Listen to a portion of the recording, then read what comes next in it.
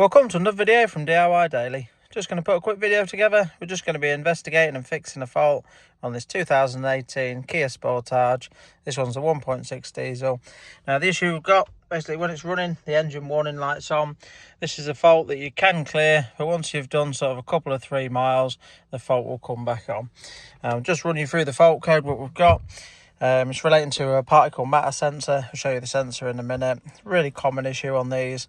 I've got a sensor on standby. I'm 99% sure it's going to be the sensor, but we will run you through just how to check all the wiring, show you the wiring diagram and just run you through that. You need to be testing the wiring first just to be 100%, but as long as the wiring checks out okay, we'll be going ahead and replacing the sensor and running you through any programming procedures and just getting it replaced and getting it fixed hopefully. But yeah, we've just done a full code scan with a top-down diagnostic machine. You can see, I always like to do a full code scan rather than just reading the specific ECU, but obviously we're going in the engine ECU. You can see we have actually got 3 fault codes in here. Now it is going to need some glow plugs as well. You can see that cylinder 2 and cylinder 4 glow plugs are throwing up a fault. That will tend to store a fault in the background in the ECU, but it won't always put the engine warning light on. So that we're going to tackle that another day. It will want some glow plugs to sort that out, but the main code that we're going to be looking at is the particle matter temperature sensor circuit fault P24C6. So all we'll do to start with, just before I get it up in the air, I'll just run you through the wiring diagram quick, and then once we've got it up in the air, we'll show you where the matter sensor is located, just run you through getting it swapped over, and obviously testing the wiring first. And if you're interested, if you check out the links in the description below, I'll put links to all the parts and tools used, all the torque settings. I'll overlay a nice clear picture of the wiring diagram as well, just so you can see it.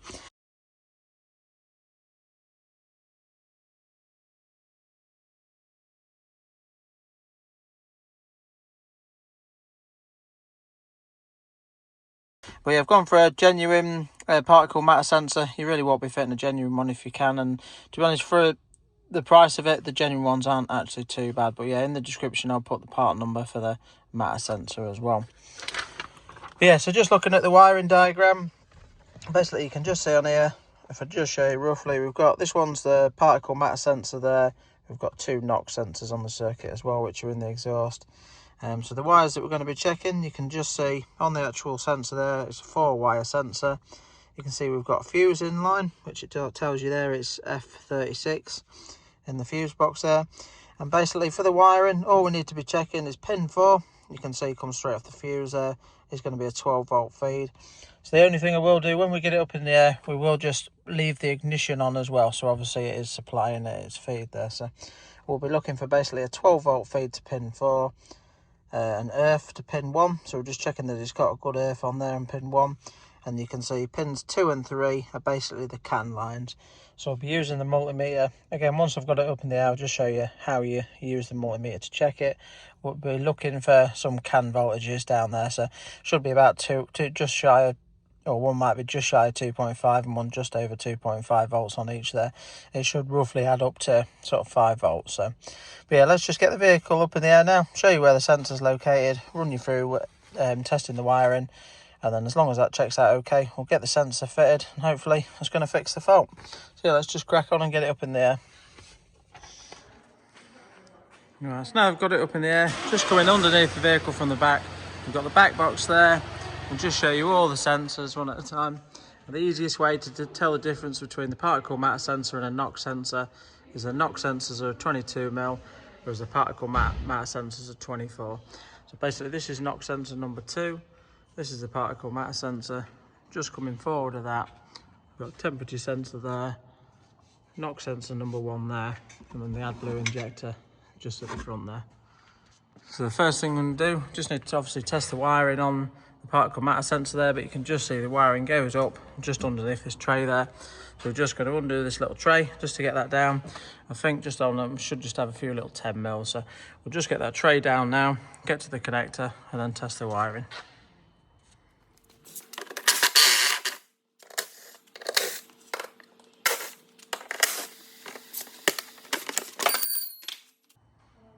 Right, so that's the cover out the way now, so you can now see, we can see the connector side of the sensors. I didn't say earlier on, but did just give it a little bit of a spray of WD-40 on there, just allow it a bit of time to soak in. It might not do a lot of good, sometimes you need to get a bit of heat on them to get them out. But so just before I undo it, we're going to test the sensor. One other thing that makes it easy to tell the difference between the particle matter sensor and the NOx sensors is the NOx sensors tend to have like a metal body to them, whereas the particle matter sensors have like a plastic body. So just going to undo this connector now. You just need to just pull the little grey tab back, and you can just sort of pinch it up and just pull that off. Obviously just check it first, make sure your connections aren't all green. But now we're just going to set the multimeter up with the ignition on and run you through just testing the wiring. Right, so I've just rigged the multimeter up just so I can sort of film it while doing it. All I've done is basically the black wire, just connected that to the exhaust there so I can use that as an earth. And then I've got the red wire free to probe the connector there. But just looking at the connector, if you hold the connector so that the tab piece is at the top there, this is pin 4, 3, 2 and 1. So first thing I'm going to do, just put the multimeter on the voltage setting. We're just going to check pin 4 for the 12 volt feed and then the 2 CAN lines, and then we'll be swapping it over to the resistance to check for the earth. So I'll just do that quickly now. So if we just go in pin 4 there, you can see we've got the 12 volt feed there. And then if we go on pin 3, you can see we've got 2.8 volts there. Then we should have about 2.2 on the other one on pin 3. So we've got 2.21 there. So yeah, basically both of them, the 2 CAN lines should add up to 5 volts between them. And now we're just left to check the earth. So to check the earth, all we're going to do is just put the multimeter onto the resistance setting. And if we just check pin 1 for the resistance, and you can just see that's a really good 1.4 ohms there, which is perfectly good for an earth there.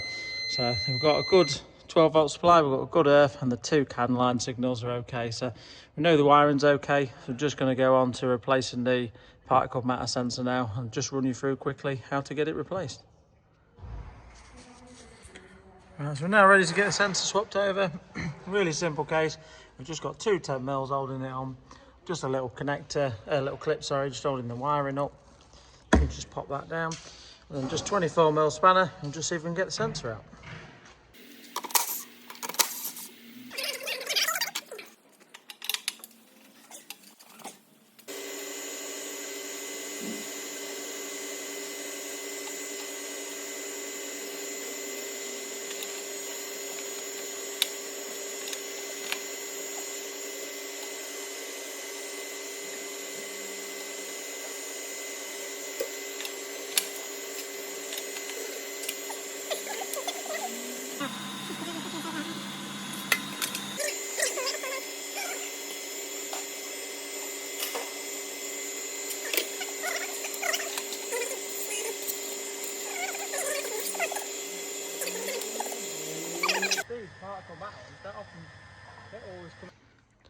Right, so that didn't quite go to plan. You can just see we've got the sensor out, but it has just damaged the threads there.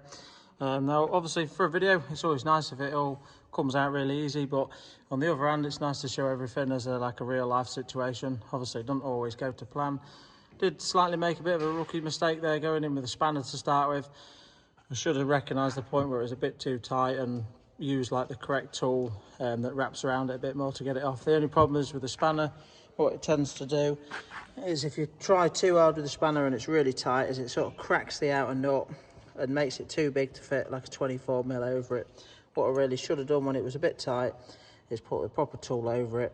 It would have got a decent grip on it. But the way that I managed to get it out is obviously just keep heating it up. We have got the Particulate heat inductor, which is a really nice bit of kit, but you can just use just a burner torch or oxyacetylene to obviously do that as well. I used a 25mm socket to go over the top of it and just a large ratchet on there, and then just keep heating it up. Again, obviously just cut the wires on the sensor just so I could get over it a bit better as well. But yeah, managed to get it out that way. And then obviously it's damaged the threads, so we've got the laser kit for just repairing them as well, which this one's the M22, which is for that particle matter sensor. If it was one of the NOx sensors, you've got the 20mm one in there. So, but yeah, it's a really handy bit of kit because it's got the correct size inner piece for cleaning the inside up there as well. So what we're going to do now is obviously just run that in there, just clean all the threads up, repair them, and then we should be able to fit the new sensor into place nicely.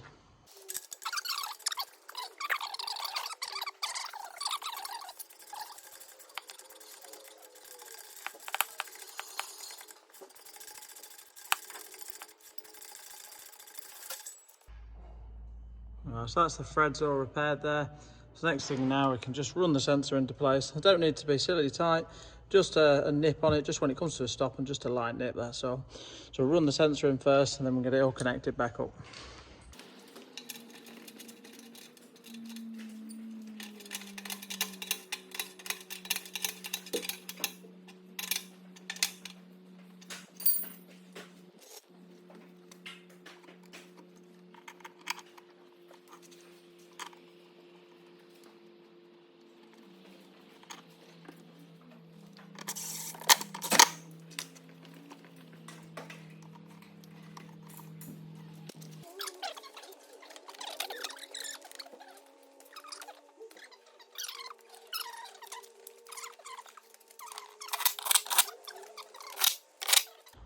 Right, so the new sensor's in, all nipped up, so just a light nip on there, don't need to be silly tight, so focus on that. Obviously the little cover's back on there as well. So everything's back together now. Just going to have a quick tidy up of the tools, just put everything back together, drop it back down, let's clear the fault codes, give it a good run, and make sure it's fixed the fault.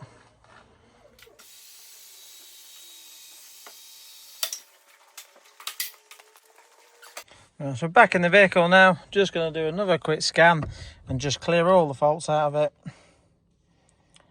Just get that going. But yeah, these sensors really common on loads of different vehicles with particle matter sensors now, and it's usually inside the electronical section of it that fails. Unfortunately, sometimes these are really expensive, but they're not too bad. Actual genuine one from Kia, I think this was about 190 something pound plus VAT retail, which isn't too bad for a genuine bit. So yeah, let's just clear all these fault codes out now and just see what happens. You can just see the glow plug codes are permanent, so it won't clear them, but it has cleared the particle matter sensor fault. So all we're going to do now is just give it a decent drive, just start it up quick, just make sure the engine light's gone out. You can see the light's gone out now. So just give it a decent run, then just get back, give it another code scan, just make sure the fault's out. But really, to test it properly, we'll need to give it a couple of days driving. Just try it again from cold each time, but I'm pretty sure that this will fix the fault, so it's a really common issue. So yeah, let's just give it a quick run and just see how it is after. Right, so just got back from road test. It's ran absolutely spot on, not missed a beat at all. Obviously just done another full code scan. Everything's clear barring the engine ECU, which has just got the two fault codes in there, cylinder 2 and cylinder 4 glow plug. No engine lights come back on, but now that we know the particle matter sensor sorted, obviously run it for a few more days, but we will just get a set of glow plugs ordered. Obviously it has only got 2 down, we'll test all 4, but ideally we'll be replacing all 4 together as a set. So but yeah, that's the replacement of the particle matter sensor. If you've got that fault code, obviously test the wiring first, but it might just be a case that you need the sensor. But yeah, put that video together. Hopefully it helps someone in the same situation. If it did, give it a quick thumbs up and subscribe to the channel. Thanks for watching, and we'll see you in the next video.